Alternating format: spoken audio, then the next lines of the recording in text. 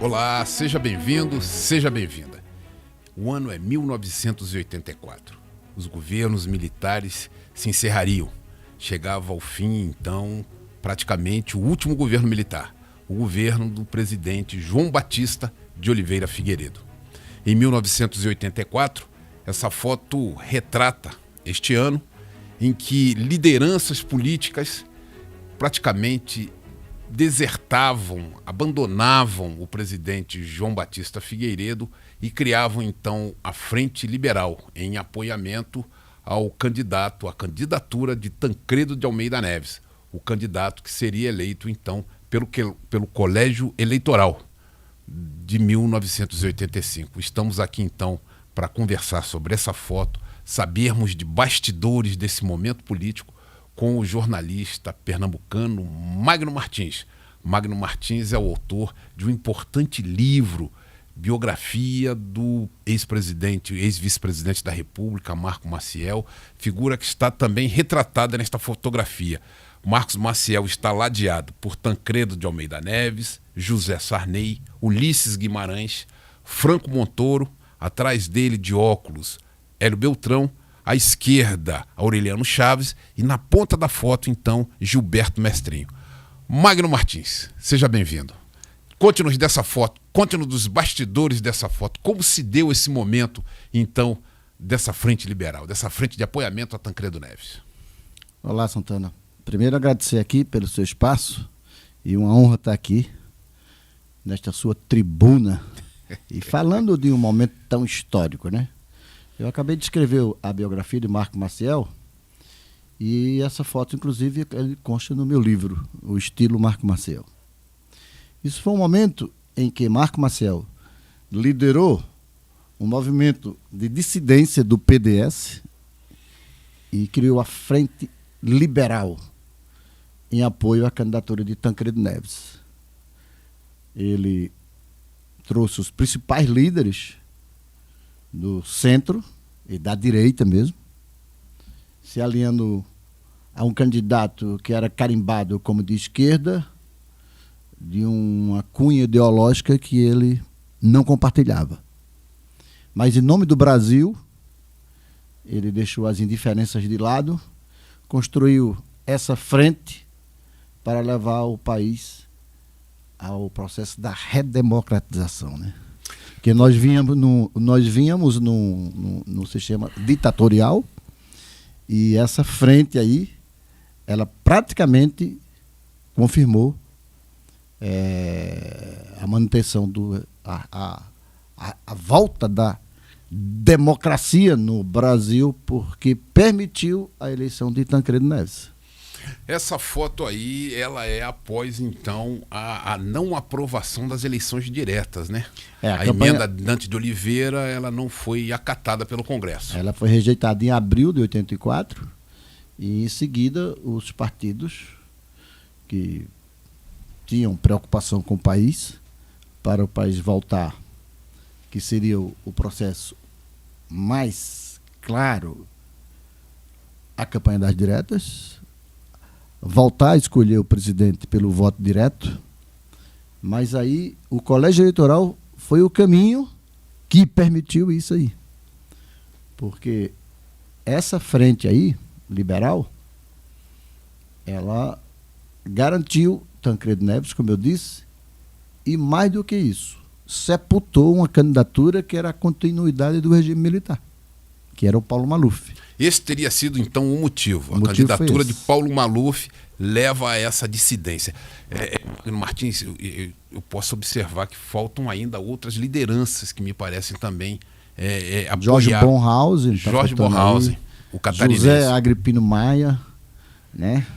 Está faltando aí também Hugo Napoleão, do Piauí.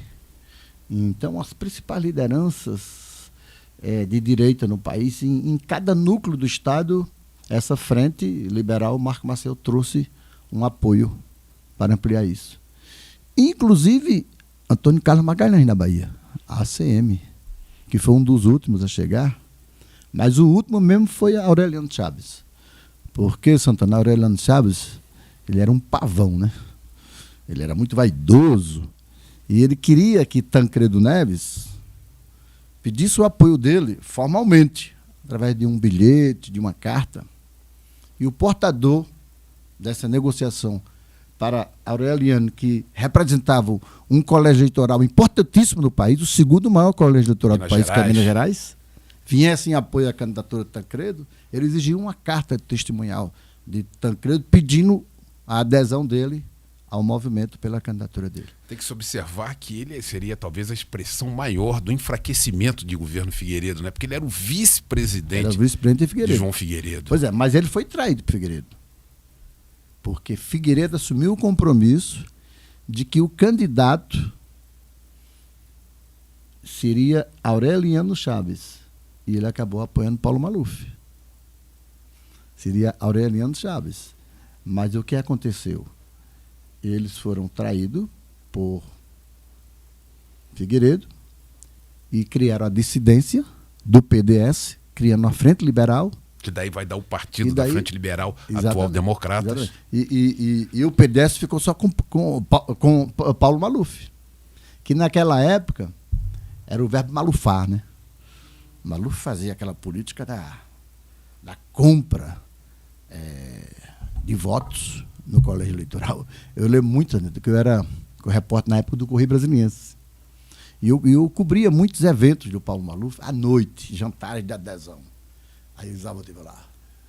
Fulano de tal, malufou, Beltrano, quantos malufaram no jantar? Era o jantar de adesão.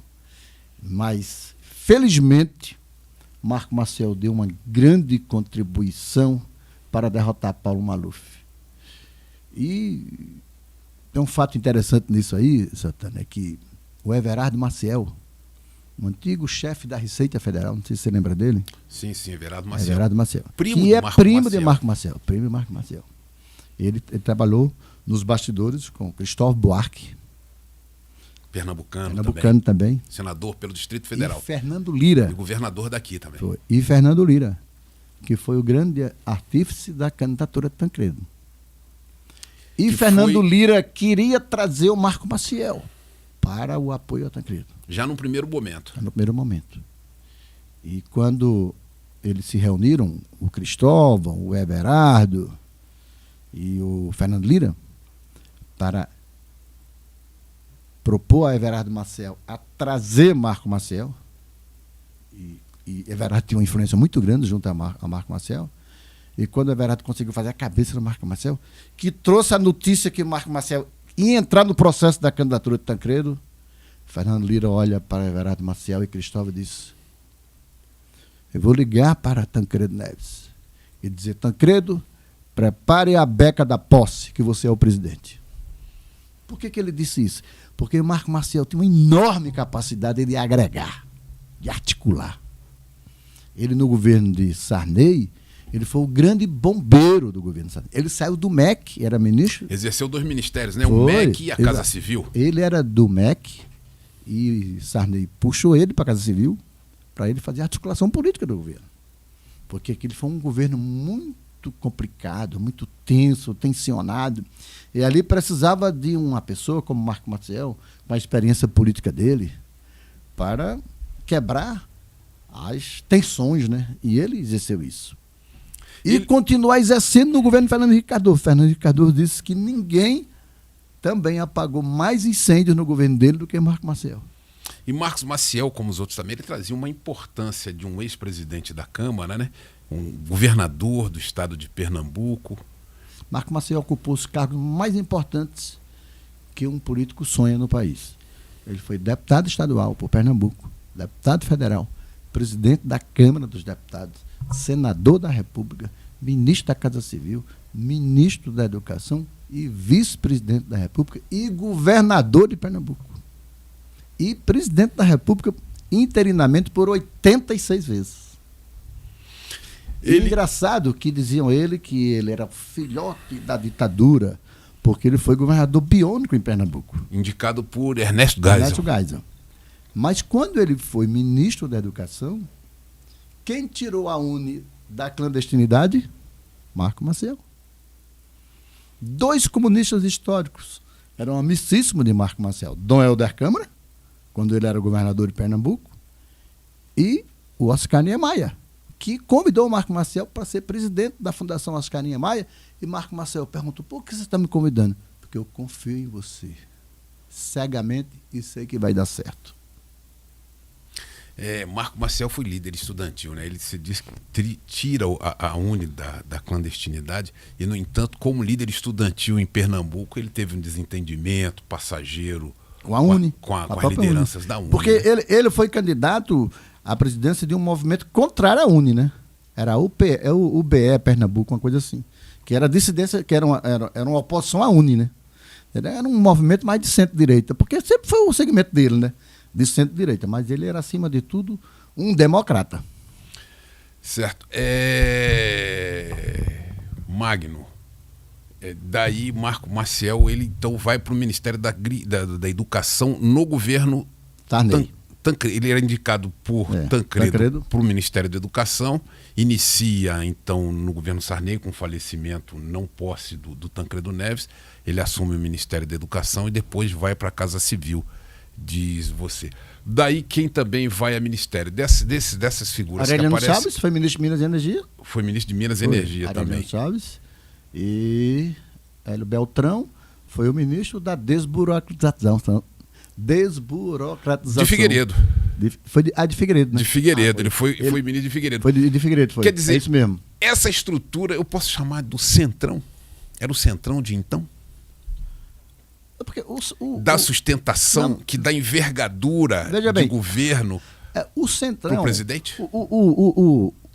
A terminologia Centrão, ela remete a muita negociação, a muita barganha. E aí não era esse tipo de jogo, entende? Aí não era esse tipo de jogo.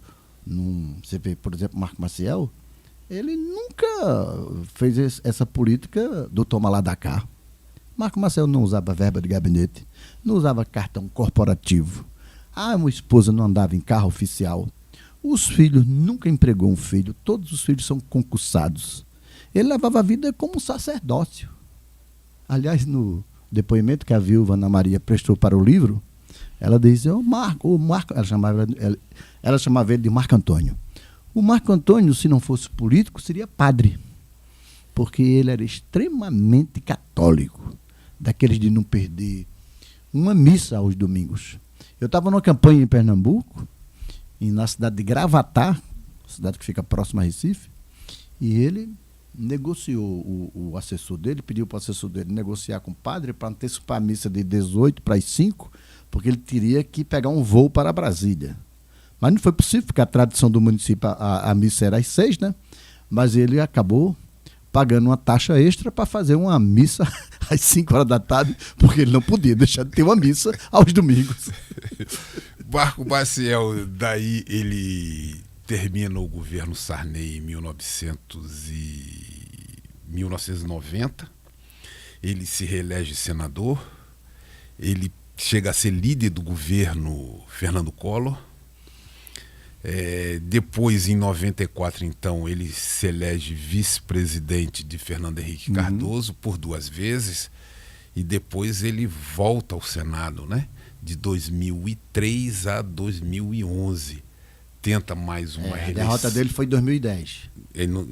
2011 completa o mandato, início do ano de 2011, e não consegue a reeleição em 2010. Magno Martins, seu resumo, se você dissesse, olha, um legado que deixa Marco Maciel, que é o personagem principal dessa foto, em que ele está ladeado por grandes lideranças do Brasil da década de 80, qual seria o principal legado de Marco Maciel? Servir ao país sem se servir dos cargos. Era um homem que não tinha nenhum tipo de desvio ético e moral. Era um homem muito honrado. Nunca se envolveu em nenhum tipo de escândalo. Absolutamente nada. Foi um diferenciado. Daí o livro chamava O Estilo Marco Maciel. Porque era diferente. Era um político completamente diferente desses outros. Entende? Agora, um detalhe, Santana, é que o Marco Maciel era o vice dos sonhos de Tancredo Neves. Mas, por um impedimento partidário, acabou sendo José Sarney. Mas o Tancredo queria o Marco Maciel. Aliás, o Tancredo teve uma relação tão grande com o Marco Maciel que ele só vivia na casa do Marco Maciel. Porque Tancredo não falava ao telefone. Então ele sempre chegava. Era uma característica do Tancredo Neves. Ele chegava de manhã lá na casa do Marco Maciel e passava reuniões inteiras lá e tal e tudo. E ele elogiava o Marco Maciel. Ele ficou impressionado. Ele conhecia o Marco Maciel, mas não sabia assim dessa capacidade enorme que ele tinha como articulador político, né? Marco Maciel articulou a candidatura de Tancredo Neves. Quem fez Tancredo Neves presidente foi Marco Maciel. Porque se não fosse o centro-direita que viesse para Tancredo não teria sido presidente. Boas observações. Magno Martins, queria agradecer a sua presença no A História da Foto e agradecer a você que nos acompanhou, esperando então por uma próxima oportunidade. Magno Martins, lembrando então, é autor da biografia do ex-vice-presidente, ex-vice-presidente da República, presidente da Câmara, senador da República, líder de governo, ministro de Estado, governador de Estado. Agradeço a sua companhia, agradeço a você, Magno Martins, até uma próxima oportunidade.